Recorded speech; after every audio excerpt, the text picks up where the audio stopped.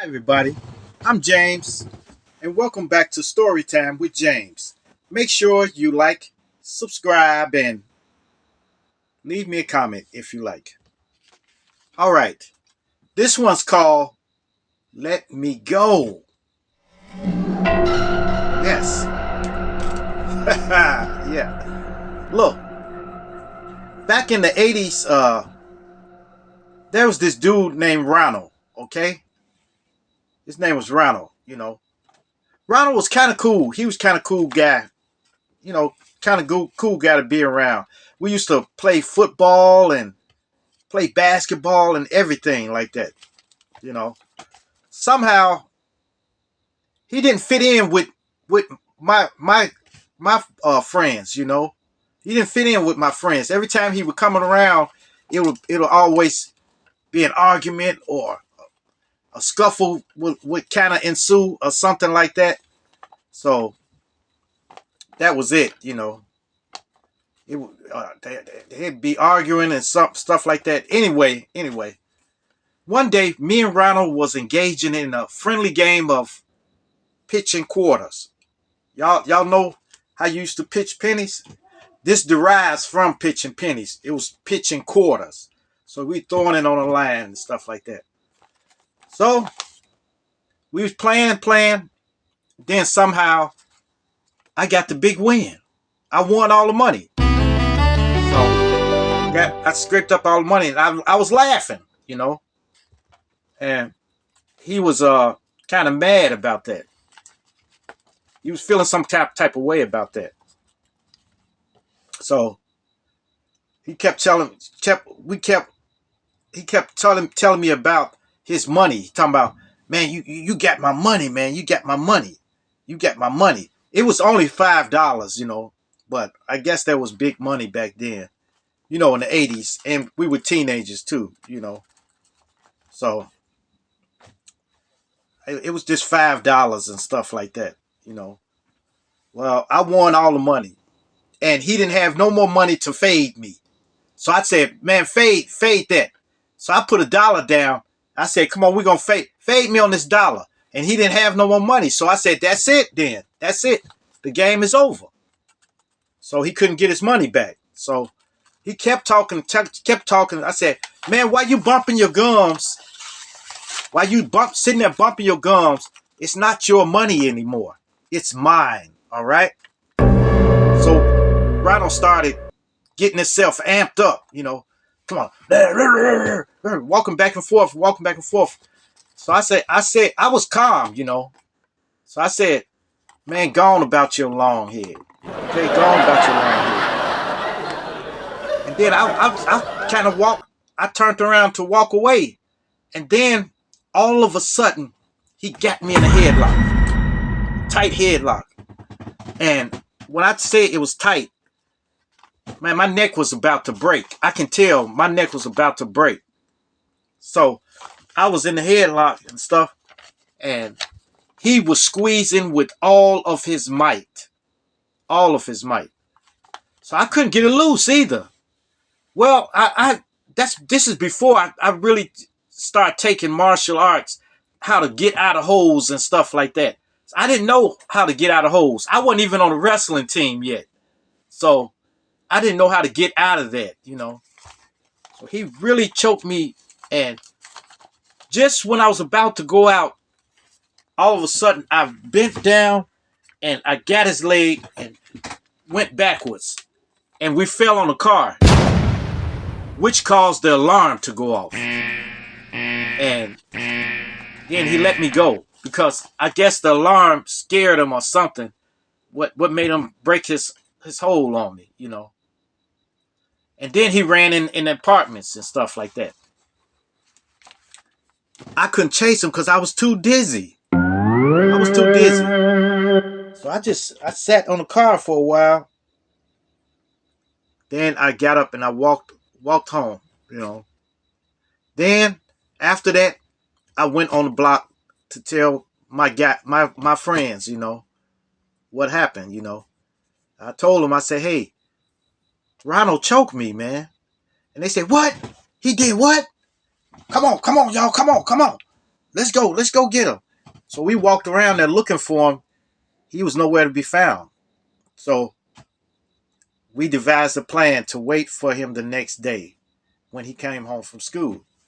So the next day he came home from school. He was walking by himself. No, he was with a little guy, but the little guy ran when he saw us coming up. So I said, hey, Ronald, what's up, man? He said, what's up? What's up? What's up? I said, why did you choke me the other day? He said, oh, man, I stole on him. I stole on him before he got a chance to answer. And everybody fell in. So everybody was jumping on him. And then I stopped. I just got back. I stopped. But they were relentless on him. They were stomping him and everything, kicking, stomping. And I told him, say, hey, that's enough, that's enough, that's enough. So after they were finished, we walked off. We was walking off, and I happened to look back, and I saw him struggling to get up. He couldn't walk or nothing like that. But somehow, I don't know if he got home, how he got home or what. But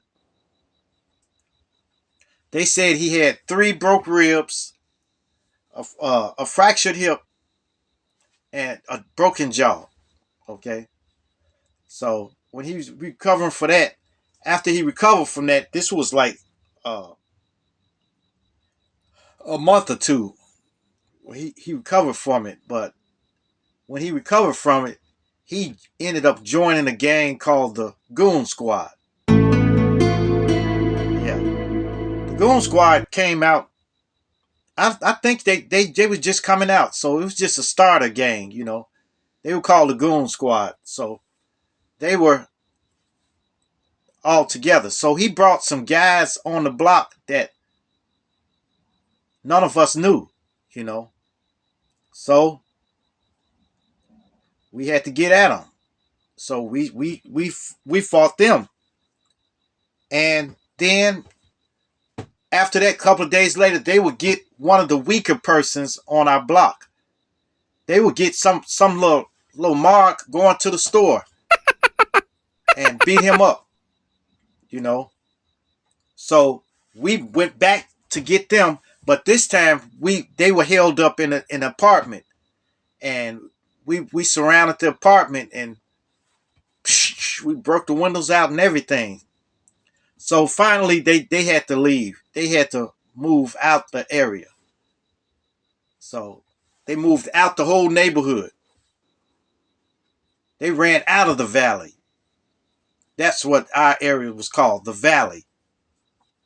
In Chicago, South Side, the valley. So we ran them out the valley, and that was it. I didn't hear no more from him until later on in life. He I think he got diabetes or something. So he had to they had to cut his leg off. So, and he was kind of fairly young at that time. He was like in his early 50s or late 40s. They had to cut his leg off. Then they had to cut the other leg off. You know. So he didn't have no legs. But Ronald still lived. But I don't think he left the alcohol and the cigarettes and the weed and everything alone. I think he was just doing everything. And he probably was dipping and dabbing into some type of drugs too. So but anyway, he succumbed to it, and he was no more. So R.I.P. R.I.P. But these are some of the things that goes down in the hood. When you're in the hood, you become a product of your environment. So it's nothing for it don't have you squeamish or nothing like that. You just get out and do stuff like that, and you don't even think about it. But You know, I regretted it later on, you know. But after I got out of all of that stuff, you know, I regretted, you know, regretted doing that, but I don't know. Well, RIP, you know. All right, you guys. Make sure you like, subscribe, and leave me a comment if you like. And hit that bell notification. Hit that bell notification so that you know every time I drop another video. And share, share, share. Share my videos with your friends. Share it with your family. Share it with your loved ones. And even share it with your enemies. All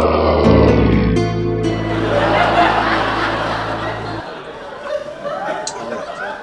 Peace. Adios. Salamat. Salamit. That was so mean.